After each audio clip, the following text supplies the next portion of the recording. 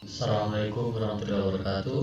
Perkenalkan, nama saya Juda dari kelas PTIKC 2019. Baiklah, perkenalkan nama saya Lumudin. Perkenalkan, nama saya Andi Nikolati Putri dari kelas PTIKC angkatan 2019 dari kelompok 6. Assalamualaikum warahmatullahi wabarakatuh. Saya Andi Nur Wahida. Perkenalkan, kami dari kelompok 6 akan menjelaskan materi mengenai karakteristik perkembangan masa dewasa. Adapun submaterinya ada 4. Yang pertama, definisi masa dewasa. Yang kedua, perkembangan masa dewasa. Yang ketiga, karakteristik perkembangan mahasiswa. Dan yang terakhir, periode dewasa awal sebagai masa persiapan pernikahan. Untuk materinya akan disampaikan lebih lanjut oleh teman-teman saya. Saya akan membawakan materi definisi masa dewasa. Masa dewasa merupakan salah satu fase dalam rentangan kehidupan individu setelah remaja. Pengertian masa dewasa dapat dihampiri dari sisi biologis, psikologis, dan pedagogis. Sisi biologis ditandai periode dalam kehidupan individu yang ditandai dengan pencapaian kematangan tubuh secara optimal dan kesiapan berproduksi atau berketurunan. Sisi psikologis, periode dalam kehidupan individu yang ditandai dengan ciri-ciri kedewasaan atau kematangan, diantaranya emotional stability, sense of reality, tidak menyalahkan orang lain jika menghadapi kegagalan, toleransi, dan optimis. Sisi pedagogis, suatu periode dalam kehidupan yang ditandai dengan sense of responsibility, perilaku normatif atau nilai-nilai agama, memiliki pekerjaan atau penghidupan, berpartisipasi aktif dalam masyarakat. Kemudian materi kedua yaitu perkembangan masa dewasa. Perkembangan masa dewasa di sini dibagi atas 3. Yang pertama, masa dewasa awal atau masa dewasa dini atau young adult.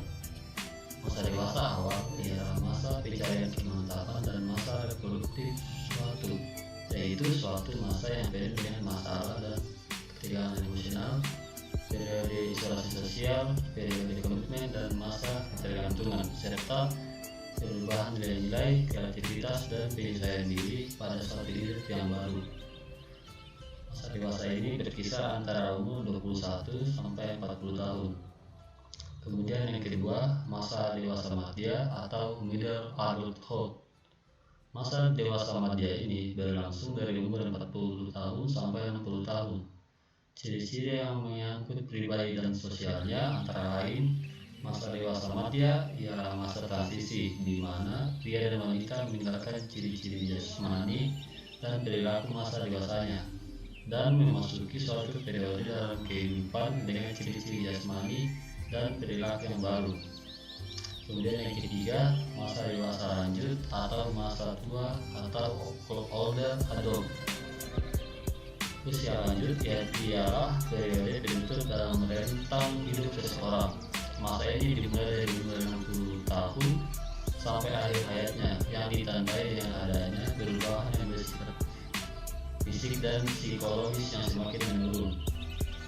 Adapun ciri-ciri yang berkaitan dengan penyesuaian pribadi dan sosialnya adalah yang pertama, perubahan yang menyangkut kemampuan motorik, kekuatan fisik, perubahan dalam fungsi psikologis, perubahan dalam sistem saraf, dan perubahan dalam penampilan. Pada dewasa muda, tugas-tugas perkembangan yang harus diselesaikan individu adalah sebagai berikut. 1. Memilih pasangan hidup. Yang kedua, belajar hidup bersama pasangan hidup. Yang ketiga, memulai hidup berkeluarga. Yang keempat, memelihara dan mendidik anak. Yang kelima, mengelola rumah tangga. Yang keenam, memulai kegiatan pekerjaan. Yang ketujuh, bertanggung jawab sebagai warga masyarakat dan warga negara. Dan yang terakhir, menemukan persahabatan dalam kelompok sosial. Secara rinci, tugas-tugas perkembangan pada usia dewasa adalah yang pertama, memiliki tanggung jawab sosial dan kenegaraan sebagai orang dewasa. Yang kedua, mengembangkan dan memelihara standar kehidupan ekonomi. Yang ketiga, membimbing anak dan remaja agar menjadi orang dewasa yang bertanggung jawab dan berbahagia. Yang keempat, mengembangkan kegiatan-kegiatan waktu senggang sebagai orang dewasa. Hubungan dengan pasangan keluarga, pasangan bergerak sebagai pribadi. Kelima, menerima dan menyesuaikan diri dengan perubahan fisik sebagai orang setengah bayar. Dan yang terakhir, menyesuaikan diri dengan kehidupan sebagai orang tua yang semakin hari bertambah tua. Lanjut, tugas-tugas perkembangan pada masa usia lanjut adalah yang pertama, menyesuaikan diri dengan kondisi fisik dan kesehatan yang semakin hari semakin menurun. Kedua, menyesuaikan diri dengan situasi pensiun dan penghasilan yang semakin hari semakin berkurang. Ketiga, menyesuaikan diri dengan kematian dari pasangan hidup. Yang keempat, membina hubungan dengan sesama usia lanjut. Kelima, memenuhi kewajiban sosial dan kenegaraan. Yang keenam, memelihara kondisi dan kesehatan tubuh. Yang terakhir, kesiapan dalam menghadapi ajal atau kematian. Saya akan menjelaskan poin 3, yaitu karakteristik perkembangan mahasiswa. Adapun pengertian dari mahasiswa. Mahasiswa adalah seseorang yang sedang dalam proses menimba ilmu ataupun belajar dan terdaftar sedang menjalani pendidikan pada salah satu bentuk perguruan tinggi yang terdiri dari akademik, politeknik, sekolah tinggi, institut, dan universitas. Berdasarkan pengertian dari Hartaji 2012. Dan adapun menurut Siswoyo 2007, mahasiswa dapat didefinisikan sebagai individu yang sedang menuntut ilmu di tingkat perguruan tinggi, baik negeri maupun swasta atau lembaga lain yang setingkat dengan perguruan tinggi. Berdasarkan uraian di atas, dapat disimpulkan bahwa mahasiswa ialah seorang peserta didik berusia 18 sampai 25 tahun yang terdaftar dan menjalani pendidikannya di perguruan tinggi, baik dari akademik, politeknik, sekolah tinggi, institut, dan universitas. Ciri-ciri perkembangan remaja lanjut atau remaja akhir usia 18 sampai 21 tahun dapat dilihat dalam tugas-tugas perkembangannya menurut Gunarsa 2001. Pertama, menerima keadaan fisiknya, perubahan fisiologi dan organis yang sedemikian hebat pada tahun-tahun sebelumnya. Pada masa remaja akhir sudah lebih tenang. 2. Memperoleh kebebasan emosional. Masa remaja akhir sedang pada proses melepaskan diri dari ketergantungan secara emosional dari orang yang dekat dalam hidupnya atau orang tua. Yang ketiga, mampu bergaul. Dia mulai mengembangkan kemampuan mengadakan hubungan sosial baik dengan teman sebaya maupun orang lain yang berbeda tingkat kematangan emosionalnya. Keempat, yaitu menemukan model untuk identifikasi. Dalam proses ke arah kematangan pribadi, tokoh identifikasi seringkali menjadi faktor penting. Tanpa tokoh identifikasi, timbul kekaburan akan model yang ingin ditiru dan memberikan pengarahan bagaimana bertingkah laku dan bersikap sebaik-baiknya.